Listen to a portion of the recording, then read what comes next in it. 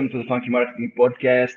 This, if you forgot that, it is a podcast where we are talking about B2B marketing, B2B revenue, and we are giving you the tools, the strategy, the view that nobody else has into specific strategies, the state of the market that you can implement in your work and get ahead of your competitors or achieve your goals. So today I have a special guest, somebody that I've been following for a while. If you are out there on LinkedIn in B2B software space, you probably know the company named Paddle. So my guest is Andrew Davies, who is CMO at Paddle, formerly Optimizely. You probably know Optimizely as well, co-founder of Idio, startup advisor, and overall, I like his approach. He basically says he's a person that helps companies, scale their software businesses faster, better, and safer. So, Andrew, welcome to the show. Thank you so much, Nemanja. Good to be on with you. I think we don't hear you again. Hello, can you hear me now? Hello, can you hear me now? Let's see, not yet.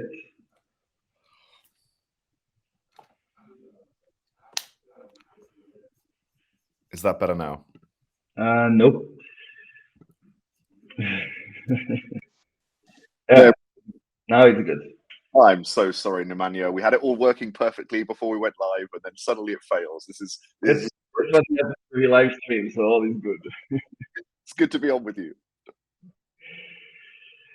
Oh, so tell me, how are the things going?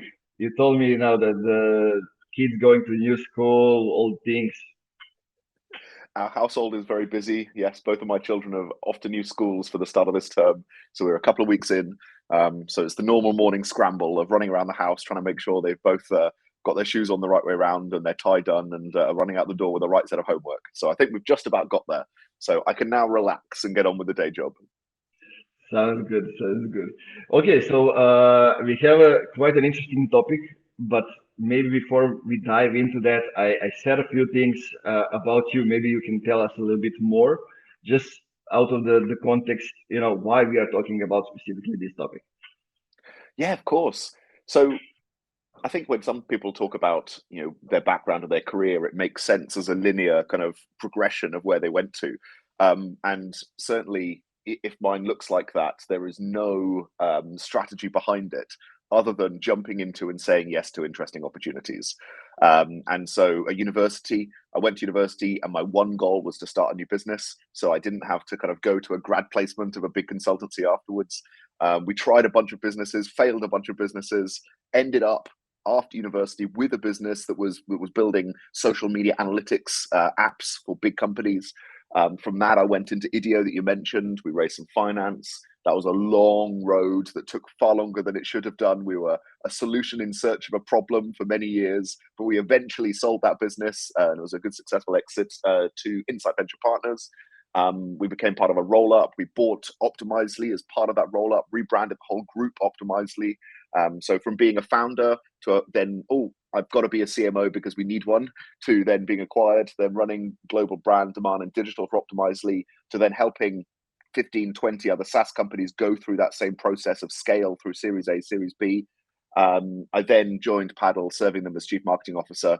And as you mentioned, we're a business that serves about 34,000 software companies with metrics, with a core billing platform, tax compliance, pricing, helping them sell globally better, faster, safer, cheaper. And I love this job because part of my role is just to try and help SaaS companies grow. Because if the SaaS industry grows, then we know our piece of it grows too.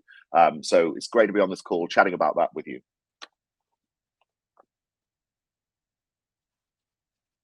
I totally relate to what you said, especially, like people ask me, like, what's your ultimate goal, right? And I usually say it's to work to help as many companies as possible, right? And then when I look back, when I started Funky Marketing, it's like working with 68 companies in the first year. Then, up to the second one, it's 120, something like that. And I'm like, yeah, that's exactly where we are going. I need to look back and see, okay, now we are thinking, am I helping them with some smaller things that everybody can help them, or it's something specific, and then go up to that. But talking about Optimizely, like I think 2019 when I was director of operations in a company, and creating all kind of videos, giving examples about, at the time B2B, I was working B2C, but I was researching and doing those things. Like Optimizely, the head of the website was one of the examples that I used. And I just came to my mind because it was perfectly described what Optimizely does. Yeah, and that business we bought in 2021, and it was a leader in multivariate testing, experimentation software, and it was bought by the business that we sold into, Episerver, a big .NET CMS, mostly out of Europe. And so that was a really interesting acquisition, both serving business leaders and marketing leaders. One Stockholm-based, large company, very strong business, very low churn, the core infrastructure behind lots and lots of corporate websites and e-commerce. And then Optimizely, Silicon Valley darling, very good growth, had lost its way a little bit, but very strong technology, strong team. And it was a really interesting kind of bringing together of cultures when we acquired them. And that was one of 4 or 5 acquisitions over a 2-year period. And Optimizely have done a great job of bringing those tools together, making sure they have this, what they call a strong digital experience platform. So covering CMS and content and commerce and personalization and analytics and experimentation. And I had a really good time there. I really enjoyed working with the team. Now I'm thinking, like how big issue or an advantage can be the culture and the merger of the culture of the two companies, right? You also now with Paddle, you joined with Profitwell, and they were known as a company that had a unique culture. Let's say built quite an engine with content distribution and all kind of different things. And then you have Paddle, and it's also like kind of a nice mixture of the cultures. Mm-hmm. Yeah, and these things are always more complicated than you expect going in, but it all comes down to what you're doing it for. What's the plan behind it? What's the strategy? And so some acquisitions are based on acquiring a capability to slot into your wider toolkit. Some are based on bringing a team on board, kind of an acqui-hire. Some are based on bringing revenue on board. And so, it really depends what lens you're looking through. And honestly, like some of the acquisitions I've been through have been really challenging from a people perspective. Optimizely was pretty challenging from a people perspective because we were bringing together 2 reasonably sized companies, and some of the aspirations and backgrounds of those at Optimizely were just not going to align with what Episerver was doing with bringing these 2 together under Insight Venture Partners. There was a different course they were going on. And so sometimes it's really challenging from a people perspective. Then you've got the technology side. At that business, because of the multiple acquisitions, twice in 2 years, we went from a 3-to-1 Salesforce and Marketo merge. So one summer 2020, we merged 3 together, and then the next summer 2021, we merged 3 together again. And that's a real mess of all things going wrong, timelines that are really challenging, budgets that are challenging, just to get back to a core system of record.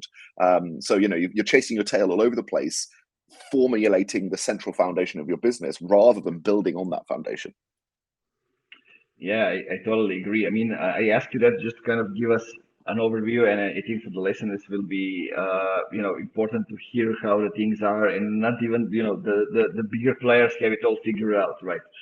There are a lot Absolutely of stuff not. that breaks in the process, and you need to come up with that. But also one thing that's,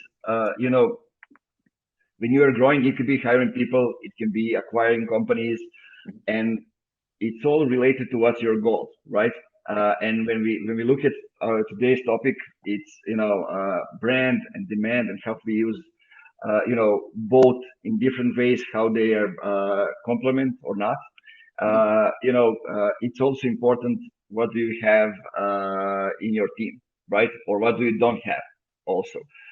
So maybe we can start with that, and just talk you through how should companies, let's say, those that are early stage and those are a little bit later, think differently about going to the market.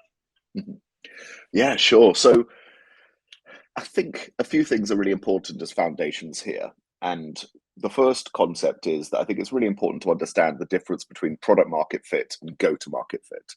So, first stage is making sure you've got a product that resonates, that the customers don't want to do without you, that you're getting strong feedback, you're getting retention across your core segment of customers, and that really, as a founder, you have a high degree of confidence that you can continue to sell this in a more repeatable way going forwards to a similar set of customers. And they might not look the same, but they've got the same pain, and you can identify that pain and go and talk to them. Then you've got go to market fit, which is really completely different, because that's how you can sustainably reach that segment of customers and grow your revenue over time. So, there's many different go to market motions. It could be product led, sales led, marketing led. People come up with all kinds of other led growth, community led, buzzword led. now it's buzzing the community led growth as well. Exactly.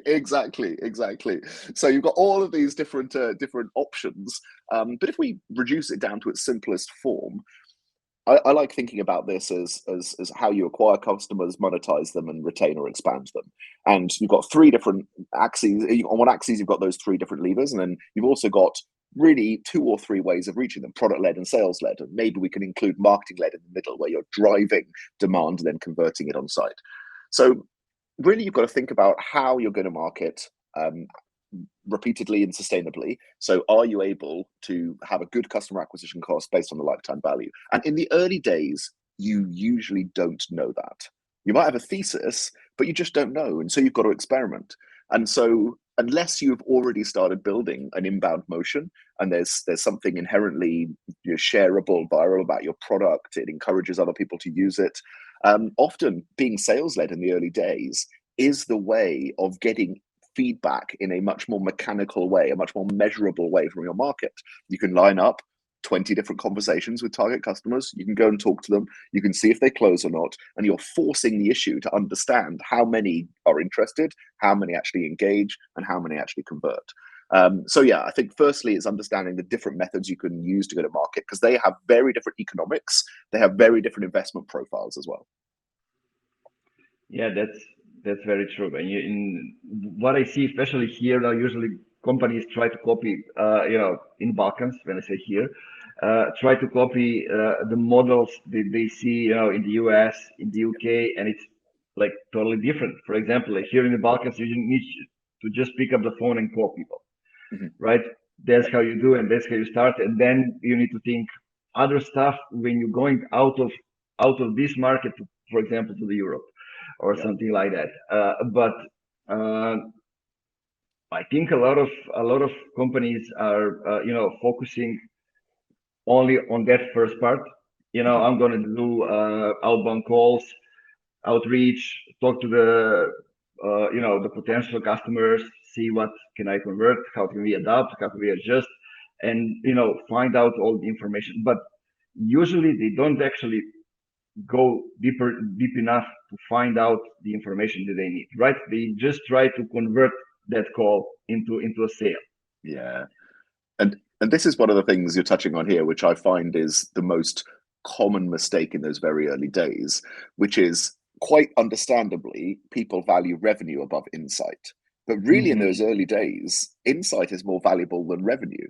Like, if you're able to survive, if you're able to, put food on the table for yourself and a few team members, and that's a big if, because many people might not be in that situation, but if that's true, then the insight behind why someone's buying what you're buying, how strongly they're attached to it, how much they want to promote it, how you can reach them, that's the fuel for your future growth. Whereas if you just get revenue without that, then all you're doing is putting something on the table for the next week or month, and you don't have any way of repeating that. So completely, it's really important to make sure you're gathering that insight. And so, in the early days, I think it's very important that companies do that themselves, founders do that themselves, rather than outsourcing it all the way to some other kind of outsourced SDR process or whatever it might be. So own that in-house, use specialists, use advisors, use people alongside you, but make sure that you're learning from it. The most important thing is you own the learning. Yeah, that was actually my next question, because what I see is, the founder understands that he wants to learn go to market. Maybe that's not his only product. Maybe he'll build another one. So he wants to learn, and then he hires somebody to help him, an SDR or a team to help him, schedule the calls and go through those stuff. He goes in the calls, for example, a month or two, and then he says, I need to hire a salesperson to go through these calls. I don't want to do it anymore. Yeah. Right. And sometimes, okay, it can be enough if he has, I don't know, like 50 calls in those 2 months and he sees the things that are repeating. But most of the times that's too early to outsource things to somebody else. Yeah. Absolutely. And again, it's a common challenge. I had this same challenge myself as a founder. I wanted to outsource a bunch of that process by bringing in team members as soon as I possibly could. I think there's a few things that need to be true. In order for someone to come in and be successful as a first sales hire or as a first marketing hire, you need to have strong convictions over where you have high confidence, and you need to be very willing to learn over areas that you might have false assumptions. So you might have false assumptions across the shop, but it's important for you to know where you think you really are confident and where you're not. It's really important to have good documentation to hand over, because most founders will hire that first hire and just talk at them for 15-20 minutes and then say, your turn, go. Thirdly, it's massively important to stay involved in that process for the insight we've talked about. And then finally, it's really, really important to recognize that the background of that person may not translate. The experience of that person may not translate. Every situation is going to be slightly new. And therefore, to hire very carefully, but to allow the time it takes for that person to have an impact. One of the biggest challenges I see in this process of going from founder-led sales is people churning through multiple heads of sales because the first one doesn't work in 6 months, so they can't be right. The next one doesn't work in 6 months, so they can't be right. And so one of the things I love doing with companies at this early stage is ensuring you hire in pairs. Because if you hire 2 SDRs, or if you hire 2 people in a similar role, then if they're both not working, you should really look at yourself and realize that the market's not quite right, the proposition's not quite right, something else is not working, because they both had a fair crack at it. Yeah, there's one more thing a friend of mine is doing, which is kind of interesting, is he always keeps the advertisement for the role open. He always hires 2 and keeps the role open, because they will try harder and do more to keep in the position and to actually perform. Yeah. And then also it's just important to understand that because this process is an experimental one, the person you hire might end up being the completely wrong shape for what you learn. And so ideally as a founder, you want to leave that as long as possible, because you need to have some better thesis about what you're hiring for. So if you have a product that ends up being reasonably low price and is sold online through a product-led motion, hiring in an enterprise salesperson or a marketer who's been used to doing whale hunting outbound, it's just not going to fit. And so, I just think that those tweaks and those changes, you've got to be very flexible to them, because in the early days, you can go 3 or 4 months and just find out that your thesis was wrong, and you've got to completely change your approach. Exactly. I mean, I always look at the way I started Funky Marketing. I wasn't in B2B sphere at all. But I had, I think, 9,000 connections at the time on LinkedIn. So I basically had 3 months to figure out what I'm going to do. Right. And I had 260, 70 calls with people, and I saw the gap that I can fill in with what I know, from B2C. I saw that it's coming. And then basically the first client was the Impact Hub Belgrade, when I worked with, gathering startups for their pre-acceleration program. And I had a chance to prove my hypothesis, right? And it lasted. It's not like only 2 months. Okay, I had this 260, 70 calls, but it lasted at least 6 months and even longer until I proven my hypothesis. When I did, we closed a lot of clients inbound just by speaking about those things, right? So, but tell me, usually that's how also the story that a company is telling starts, right from the founder. Yeah, 100%. And that's one of the big challenges of absolving yourself of the responsibility in the early days, is you actually disconnect yourself from the story that your company is telling. And sometimes this happens more if it's a technical founder, but I think it's just so important as a founder to own that story you're telling the market, because you will be able to tell it in a more compelling way than anyone else. And, you know, as Ben Horowitz says, the company story is the company strategy. So your story to the market, your strategic narrative, the why for you existing and you selling something is your company strategy. And owning the development of that at the beginning, but over time, as you hone it, I believe is a founder remit. Yeah, I totally agree. And then as you hire people and as you work with companies, basically the story evolves, right? The most Totally. famous stories that we know, you know, Google, Netflix, they weren't like that at all. But that's how the customers are telling the story, Yeah, and that's what changes 100%. in time. Absolutely. And this comes back to, you know, your initial question on brand versus demand. You know, so in all of these different go-to-market motions, there's a blend of brand and demand. So I don't like, you know, although we talked about it before this call, I don't like the false dichotomy of brand and demand, because really the job of a marketer is to ensure that in every interaction you are changing minds, brand, and you're changing actions, demand. And your job our jobs in every interaction is to make sure people think more positively about what we're doing, reframe the problem they're solving, the thought changes, brand, and the affinity towards you as a person, as a company, and then demand that there's some action that they can take. Maybe initially it's changing something in their business based on what they've learned, and then it might be responding to talk about it in more depth, or implementing a free version of your product, or joining a webinar. There's an action change. And so in all of those scenarios, there's this different blend of brand and demand. And I think fundamentally in the markets we serve, you know, it's vital to understand in those early days which is the highest priority. And genuinely getting action when it gives you data on your go-to-market motion, on what's working on your customer set, is always going to be the most important in the early days.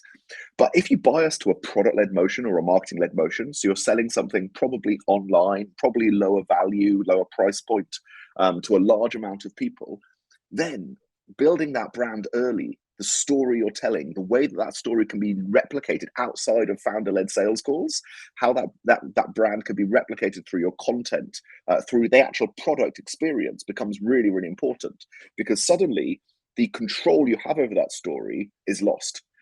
In a founder-led sales motion where you're building a sales team, it's still hard, but you're able to train people on that story and talk about the story. And it's up to each rep, each person who's doing those outbound calls, to tell that story well.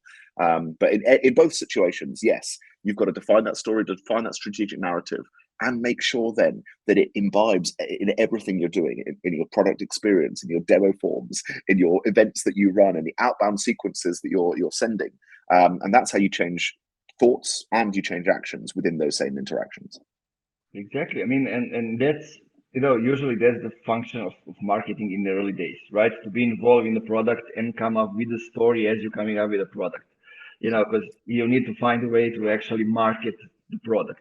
Yeah. And you know, and as I don't know if people know that, I guess they know, but usually when you have the strategic narrative, basically how you get the feedback, if those are the right things, if that's the real change that you're talking about, is through, you know, through the sales team, right? Because they talk directly to the customers, so you get the feedback and you get a chance to improve, and that's what unites the whole infrastructure in the company. Yeah, 100%. And I think it's really helpful to have a framework for your narrative, so that as you're tweaking and changing, you're not arguing and debating the whole of the narrative at one point, but you're talking about the various steps in that narrative.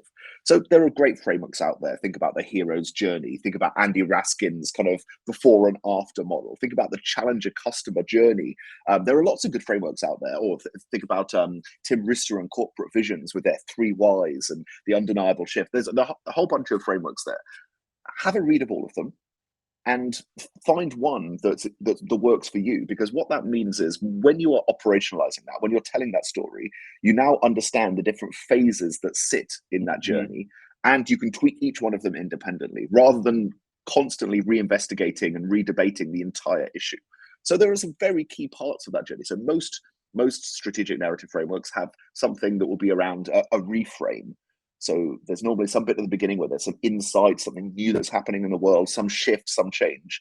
And then following that, and then step 2 or 3 in most frameworks, there'll be this reframe where the customer is now changing, or the prospect is changing how they look at that problem in order to see it from a new direction. Now, obviously, commercially, when you're telling sales stories, that new direction will line up with your solution being more relevant to the problem they're solving. And so thinking about that reframe, I think, is one of the most important steps. And so if you look at the corporate visions type frameworks, this would be things like understanding the costs that you have not quantified in your business, the problems that you haven't gone and calculated. And so that reframes. Thinking about Challenger, it's about giving them some insight that then helps them think about the world in a different way, that you then use what they call rational drowning in order to make sure that's really solid. In this reframe is really solid before you go and present a solution. But I think that part of the journey, that part of the narrative, is probably the most critical one in those early days to get right and test. Exactly, and most of the times when I do it, I look at the narrative and I say, okay, this is what we already have, this is what we need to build, this is what's missing, so let's come up with all those things, right? You need to prove that you have taken somebody to the promised land, as Andy Ruskin says, right? So you need to have that. Then you need, the part when you say why you are different, how are your products solving specific problems, those kind of things, and then to paint basically the promised land. But usually companies stay and only that one thing, talking about themselves, right? About the product, about the features, and not involve the full story around it, which is based around the customers. Yeah, and I love that that's where you went next, because I was stopping myself because we hadn't yet talked about ideal customer and who the customer is. And that is utterly foundational to this, because the story you tell, if it's focused enough, it should have general appeal, but it'll only really matter to the people who you're trying to sell to. And I think the most focused stories are the most interesting stories. General stories that are generally kind of meaningful to wide proportions of people. I think they're very helpful in terms of talking about wide shifts, but now bringing it right down to your company in a competitive landscape where you're trying to differentiate, you've got to speak very, very individually to the target customer you're looking at. So again, if we then think about transitioning from founder-led sales and building that go-to-market motion that works for you, one of the critical pieces of that is real deep understanding of the customer. And this is, again, one of those challenges where I've fallen into this trap many, many times, and those around me often have too. We think too broadly about that target customer. We all want a big market. Our investors want a big market. Our team want a big market. Our sales reps want a big market. And so we try and draw the lines around our market too broadly. There's a couple of challenges there. Firstly, we go into a sense of false confidence where we can burn opportunities and leads, and we think that there's this everlasting market ahead of us. But secondly, and most importantly, we don't get to intimately understand the people who are really in our target market. So, there's good frameworks here, but think about target addressable market, everyone you could possibly sell to, serviceable addressable market, those that your product can serve successfully and repeatedly today, and then serviceable obtainable market based on your resources, your go-to-market motion, what portion of that SAM and that TAM can you actually look at? And I would really advise people to get uncomfortably small about that obtainable market and that serviceable market. I'd much rather battle intellectually with investors or board members or the team about the small size of our market than I would about how much we understand the people within that market. Yeah, and it's easier, right? If you have the smaller group that you're starting with, it's easier to find out all the nuances, and also, as from the marketing perspective, it's easier to explain some things to the leadership, right? Because they know who those people are, and they say, they also talk to them, so they get the information from them as well. And it's not like, me, Nemanja, you, Andrew, are suggesting something based on, on some research that we found out. We talked to the customers. CEO or the founder was also involved in that, so they hear what they are saying, right? And based on that, we imply the actions. Yeah, absolutely. And that insight should run really deep within your business and affect really big decisions. So, very transparently, if I think about a few of the things we've done, one of the increasing convictions that we've had as a business is that our target customer on the SMB side which is probably a technical founder, probably based in a small domestic economy, probably doesn't have English as their first language, is scaling a product-led business globally and facing all the challenges that we solve. They probably don't want to have lots of ongoing conversations with a sales rep. They probably don't want to, have multiple calls with a BDR calling into them. Many of them do, and that's necessary, but not all of them do. And we need to make the process of self-serve as frictionless as possible so that we can focus all of our fantastic BDR and sales resources on helping those people who are coming through self-serve and in outreaching to those who haven't found their way into our self-serve funnel. And so that's really important because it frames massive investment in product and engineering. It frames massive investment in our messaging and how we create the copy that sits around that self-serve process. And it has a massive impact on where we point our quality BDR and sales resources, making sure that we point them at people who need a sales conversation, need unlocking, need decision makers that are juggled together, rather than people who are already decided and are ready to go through that self-serve funnel. And so this insight should go really broad. And if we think about it a bit more broadly, you talked about brand and demand. And clearly a self-serve funnel might be perceived as demand, but actually some of it is brand too. It's people coming and kicking the tires. It's people coming and understanding.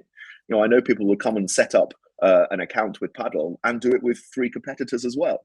And then they'll be looking at what that means. And yes, of course, they're in a decision process, but they're also trying to get an experience for what the support is like and what the developer documentation is like, and all of those things that are a little bit harder to measure. And so I think it's just really important to constantly have those 2 things in your mind, that in every single interaction, we're trying to make sure this prospect has a better understanding and experience of the problem we solve, how we solve it, how we're differentiated, and that they're moved and encouraged towards that next action. Yeah, I totally agree. I mean, basically what marketing does is give them just a little thing that they need to go to the next stage, right? And I usually say, people ask me, so when will they convert, right? They will take as much time as it is needed to go through all the steps necessary to get to the point they will convert, right? Or Yeah. Sometimes there's a sales motion. That's why the sales exist in B2B, because sometimes they can reach out to you and tell you, hey man, I don't know if you heard about this, but this is what we do for you, and it might resonate right away, right? So it needs to go both ways, but you said one important thing is it needs to be convenient for the buyer, right? The buyer's journey is, especially today, and you mentioned like people coming to you, opening an account, then comparing. It's basically the customer experience that sets up if they're gonna stay with you or no, or if they're gonna buy it overall, because there are tons of similar companies, especially in software space, and the way we treat people and give them enough resources so they make their own decisions, that's the differentiator. Yeah, and this is rooted in the understanding or misunderstanding of a sales funnel. If we think about our daily lives, how often do we follow a journey that looks like awareness, consideration, decision, action? Like never, maybe once or twice. But if we do, it is often luck. It is just the timing of the situation when we go through that process. And so, I think you're completely right that it's about making sure that each step is frictionless and is solving the pain they're solving right now. So often, I'll jump on a call with a founder who isn't considering Paddle, but just wants help with their go-to-market. And I'm super happy to do that because our brand promise is to be the most helpful brand in SaaS. And I want to help them because if I help them, then, maybe they'll refer us at some point in the future. Maybe they'll just grow faster. Maybe I'll just have made a friend. But in all of those 3 situations, we're okay. And so your point there on it being the right moment, I think is really important, because if I think about our go-to-market, our BDR teams are reaching out with very, very specific messages for the founders that are running companies, probably 1 to 5 million ARR. And those messages resonate when they hit the right time for that founder. So there are really 3 points in the journey where Paddle is an active consideration that people go and look at. It's dollar number 1 when you're choosing a first billing system and you don't know what to choose, and you go out and look at a few different things. And If you are a second-time founder or third-time founder and have faced the pains of different regions and currencies and different tax compliance issues, you might well choose Paddle there. The second one is in that early scale mode, $3 to $5 million, where you're starting to hit tax thresholds in your biggest regions. That's a pain that we can go and solve. And you'll be actively searching for that when you get the first tax fine or you face some of these tax issues. Then the last one is your bigger companies, 30, 40 million ARR, who are needing to make sure their payment stack is compliant and is optimized. So if we take that middle one, it might be that a founder or a head of go-to-market or a head of finance sees that problem and goes searching and finds some of our content. And we see that happen all the time. That content might not be Paddle solves this problem for you. It might be one of our shows, it might be one of our podcasts, it might be one of our events, it might be something else, or it might be a guide on what is a merchant of record, the technical definition of what we solve. But the BDRs can stimulate that exact same response if it's at the right moment in time, because they'll be reaching out and saying, oh, look, I see you've got lots of international traffic on your website when we look up on SimilarWeb, and I see that actually you've only got dollar currency on your pricing page. We know that we can improve the conversion and the efficiency of those payments. So why don't we just talk? And you've probably got a hidden sales tax compliance issue that you don't know about yet. Do you want to talk about that? That sounds pretty scary, doesn't it? But we're very happy to show you how you can solve that in multiple ways. And if that hits the right timing, to your point, then you've now stimulated demands right into your system that wouldn't have been there otherwise. And so I think absolutely every piece of your marketing machinery should be changing minds and changing actions. Well said. I have nothing to add. Well, if we go right up to the top of the funnel now, and this, if we imagine this imaginary funnel, which we both agree is false, and we can't build our models and our functions around, what this enables you to do, the insight and how people become aware of your business and where they go afterwards, how you become part of the consideration journey, enables you to fund some really interesting things. So you mentioned we acquired Profitwell. So a couple of years ago, a year and a half ago when we did that, we put cameras behind the Profitwell acquisition, and we published a 20-minute documentary produced by a good friend of mine who's an award-winning independent documentary filmmaker about the acquisition. Now, it seems a bit brandy, and it seems a bit top of funnel, and it seems a bit ethereal. Why did we bother funding that? Did it really resonate? Well, yes, it absolutely resonated. I still get WhatsApps from people I know saying, "Oh, I just came across it. The intensity of being in that deal room really came across. It gave me nervous shivers." So I know that it resonated, but where does it sit in our overall go-to-market machinery? Well, we serve software founders. Software founders want to acquire or be acquired. We had a unique moment in time where we could tell a powerful story and give them an insight into that part of the process. And so I know that it's building a wider audience and a connection with exactly the type of target customer that we want to make sure we can help over the next couple of years. You went straight to the question that I was about to ask you, and it is like, can we do some specific things or specific actions, give some specific examples? Like, it takes time to build a brand, right? To tell the story and everything. That, people say 2 years, right? Sometimes it's even more, depending on how much you work on it. But there's specific things like this documentary. There's some other things that we can amplify the message, and we can have a feeling. Maybe we don't even have a brand yet, but it feels like we have a brand. It feels like, these guys are upcoming, and it builds the excitement and everything else that's goes along with it. Yeah, 100%. And again, often this comes from the founder or from the first marketing or sales hire who's telling that story.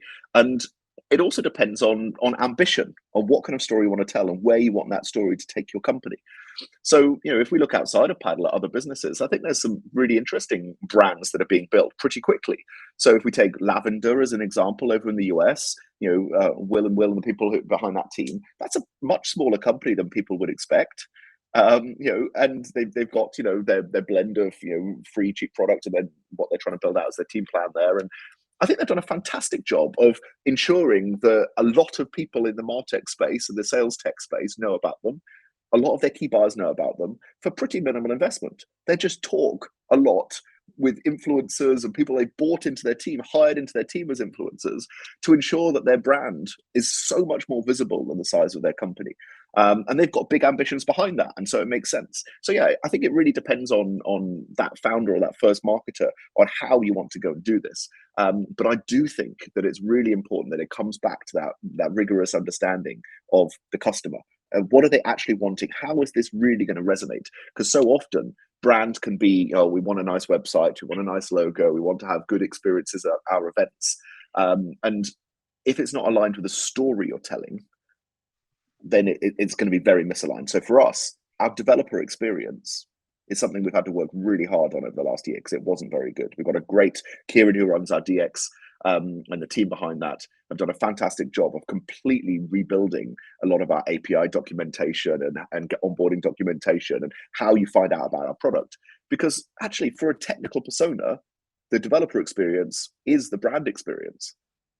Yeah, they might not be able to care less about whether we sent a device to space and took a payment or whether we did an acquisition documentary. The experience they really care about is, can I get information about API calls quickly? And so we've got to think about all of those details as well.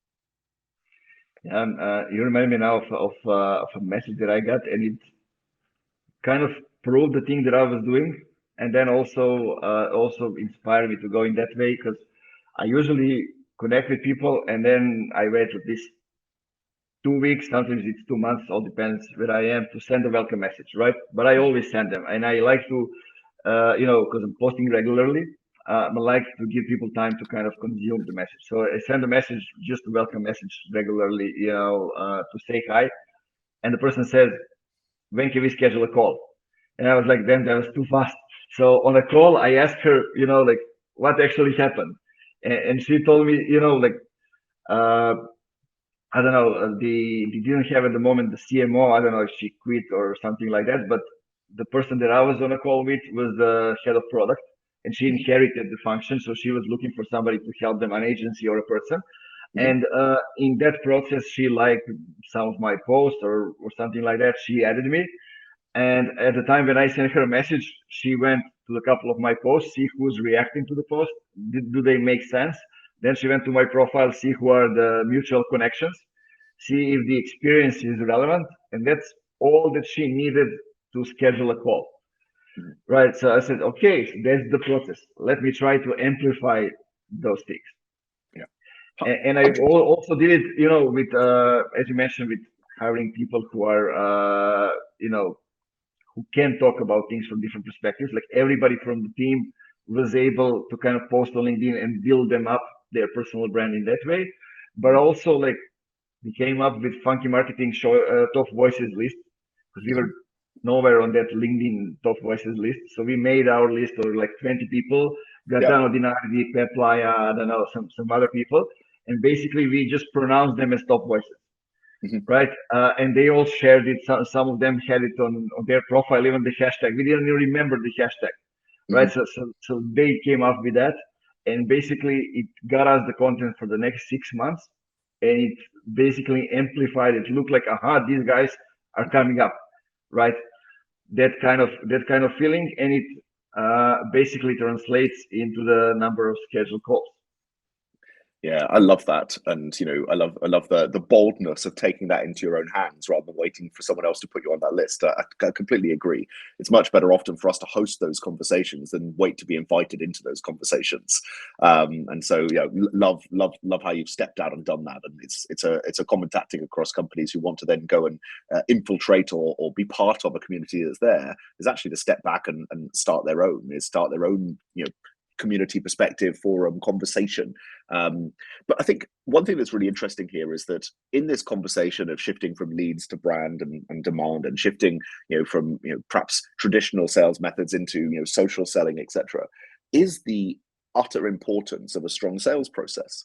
Because we can't now divorce ourselves from the reality that is really important. And if use the phrase, what's easy for the buyer, what's right for the buyer. Now, in many circumstances, it is utterly essential that they have one, two, multiple, maybe many calls with people on your team who have seen this story before. They've seen the challenges before. They've seen how it's solved. They're able to juggle the different decision makers And the most helpful thing you can do as a company is give them people who can help navigate their own decision-making process as much as your product set. Because there's many products that I've bought where I know that maybe I hold the budget, but I know I'm not the only person who needs to be informed on that decision. And it's really helpful when a vendor has someone who can navigate my org, who can talk to legal and procurement, who can talk to RevOps, who can talk to other people within the org and help juggle those decisions too. Because if it's just left up to me, then maybe I wouldn't be able to get all the way through that process if it's a more complicated product and solution fit. So I think it's awesome to think about the entry points into the ecosystem, into the funnel or the journey or the spiral or whatever you want to call it. But it's really important to make sure there's a rigorous process that is still buyer-centric on how we help them navigate the challenges they'll have from going from, this is interesting, to actually deploying and making value from it. Exactly. I mean, you said it well, and I don't want to add anything that's great to end with this. One thing that I would add is basically, when we look at the relationship between brand and demand and those kind of things, and even the sales, having a strong brand makes sales easy, right? And that's important to know and to think about when we think, should we invest in brand? In time, it will make sales more and more easy in that way. When you reach out, they know the name, they know the company, they will open the email or respond to the call or, respond to the LinkedIn message, whatever it is. Yeah, 100%. I like to say that you either invest in brand or you pay the price in customer acquisition cost for every quarter from now to the future. So 100%, it's really interesting that sometimes, when you're talking to sales leaders, you'll often get this, why are you spending on that versus something that's going to generate pipeline in quarter? But I know all the best sales leaders I've worked with, they want to be listed on Gartner and Forrester. They want to be out there with a brand that's known and understood. They want to have a community of practitioners that love speaking with each other and chatting with peers. They want everyone in the company to be connected to their target market so they can help. And so, I think it's just about taking a step back and making sure, as marketers, we operate on two time frames. It's this quarter. How do we make sure our company can win right now? And it's sometime in the future. And because that sometime in the future is not quantified, sometimes we don't invest in it. But it's vital to make sure in every day that we're working and every week that we're working, we're spending some time on this quarter and some time on now and in the future.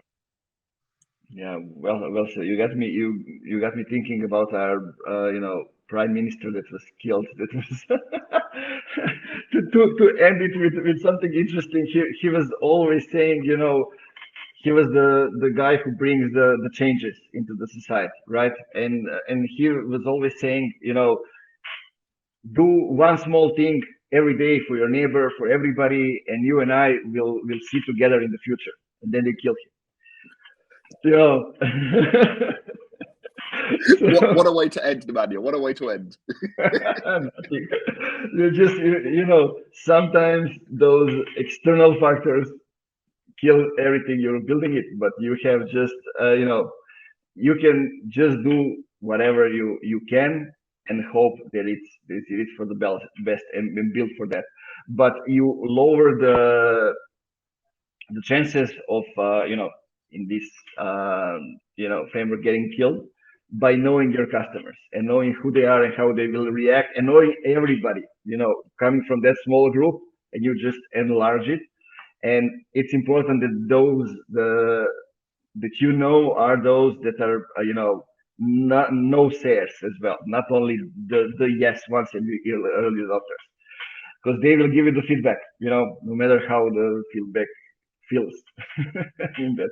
So okay, not to keep you anymore on the call, tell us where we can find more information about you, about Paddle. I'll leave the links in the comments as well.